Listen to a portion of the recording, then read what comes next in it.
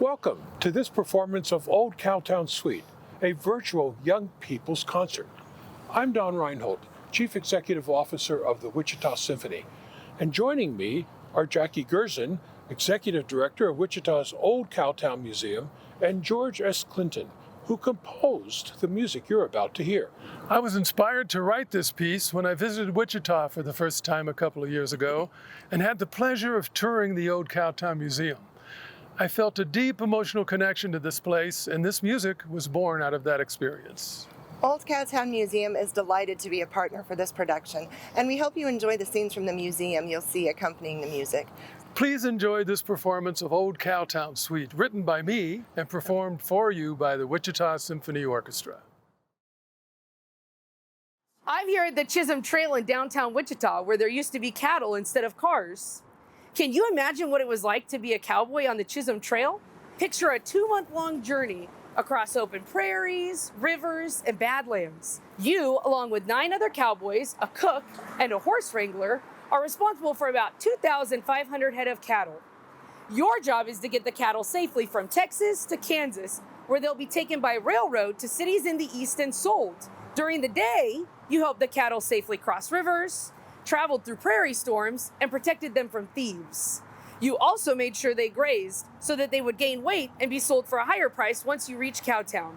At night, you lay out in the cool, dark prairie, staring up at the vast starry skies, hoping to get some rest before another day of unknown adventures. Your story, and the story of other cowboys who take the journey on the Chisholm Trail, will shape the legend of the American West.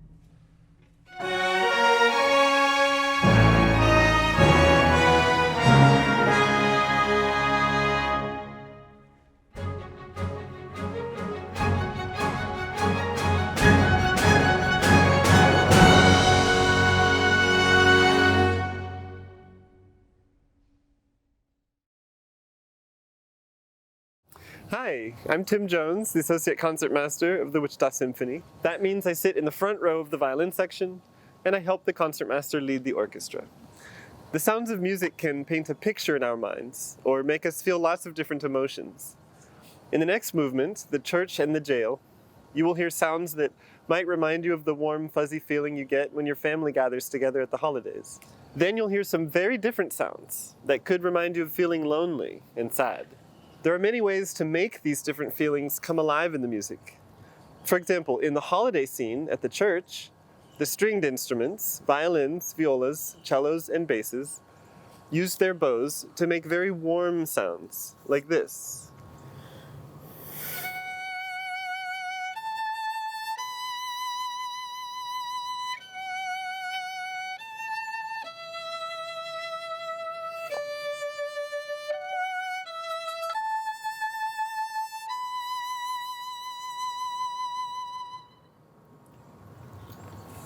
Then, listen for the sleigh bells of a horse trotting past the church doors.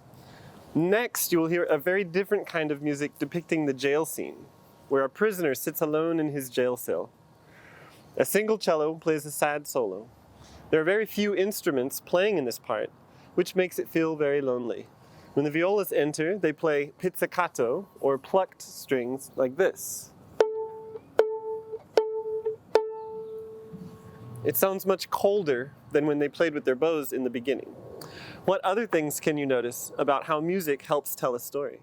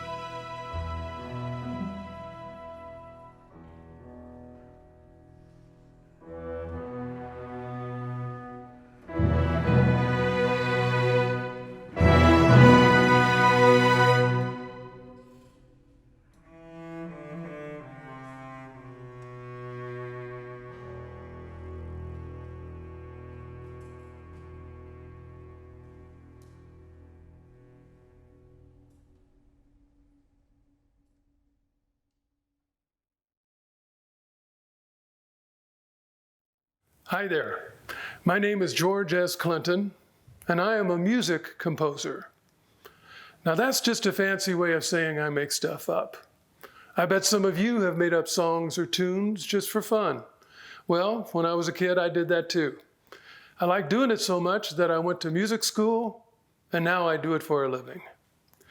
Sometimes I make stuff up for movies. The way I do that is to watch the movie without any music in it and imagine what kind of music the movie needs. Is it happy, sad, fun, scary? Then I write it, an orchestra records it, and my music is added to the movie. Well, writing for a concert is not that different. For the old Cowtown suite, I went to the old Cowtown Museum and imagined what it would be like to be a cowboy on the Chisholm Trail or living in Cowtown 200 years ago. The next movement is about an instrument from the Old West called a nickelodeon, which is a coin-operated piano with drums and cymbals in it.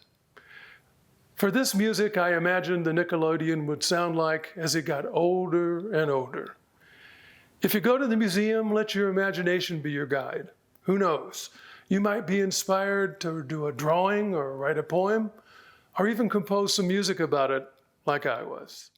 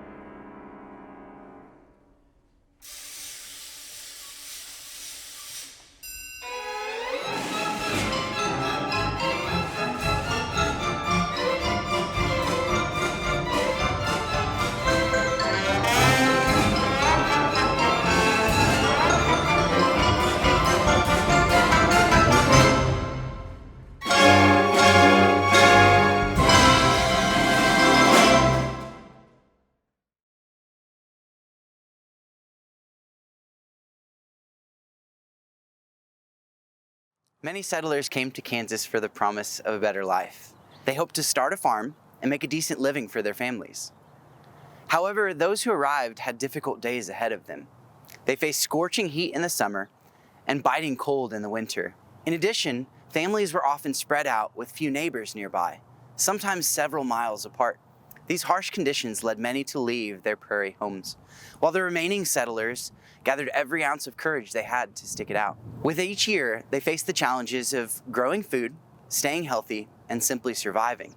It was a difficult existence settling these rugged plains, and yet they endured, and some even thrived. The resilience they demonstrated is an example for all of us to follow today. When faced with difficulty, might we press on and continue to pursue what we hope for most?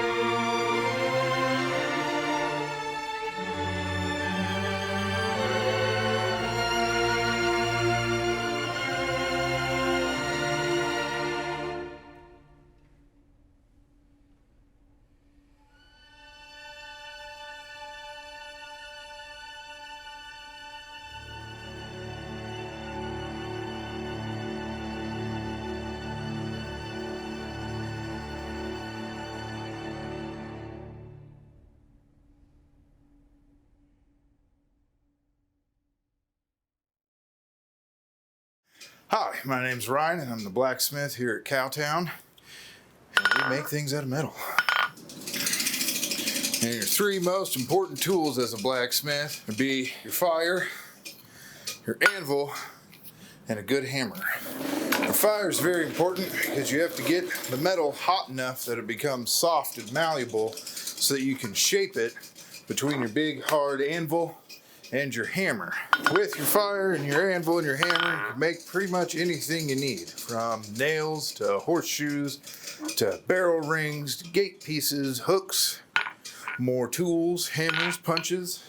Next time you're out at Cowtown, make sure you swing by the blacksmith shop and see what we're making. Hi, welcome to the Old Cowtown Museum print shop. This is kind of a reproduction of Mr. Murdoch, who published the Wichita City Eagle. Now, if you want to see the eagle, you're probably going to have to go on the internet. But back in the day, if you worked here, you'd probably find yourself along that wall at those workstations picking out every letter. Yep, every letter. It's like a little stamp. But you had to put them all together, make sentences and whatnot. Now, we have capital letters and small letters. Why in the world did they call them also uppercase and lowercase? Well, that's because these boxes full of letters are called cases, type cases. That's what we call the letters. And if you're going to print something, well, you're going to need a lot of small letters. So you pull that case out and put it right here close to you so it can get real nice and close. But once in a while, you're going to need a capital letter, maybe the beginning of a sentence, somebody's name. So you pull out the case full of capital letters and put it right up above. So capital letters come out of the uppercase and small letters come out of the lowercase. Newspapers were a public service because there wasn't any radio or TV, and the people wanted to know what was going on, maybe back where they came from or on the other side of the world. You know, if you're interested in more, you could come visit Old Cowtown Museum.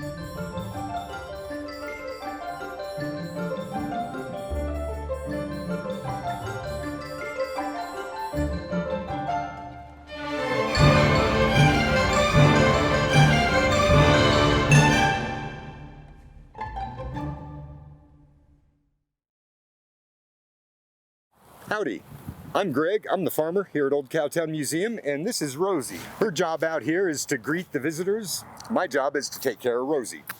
Now, I know it's improper to talk about a lady's age or weight, but Rosie probably weighs 900 pounds, and she's 16 years old, which is pretty old for a cow. So every day, she probably eats 25 pounds of hay. She'll drink up to 20 or 30 gallons of water.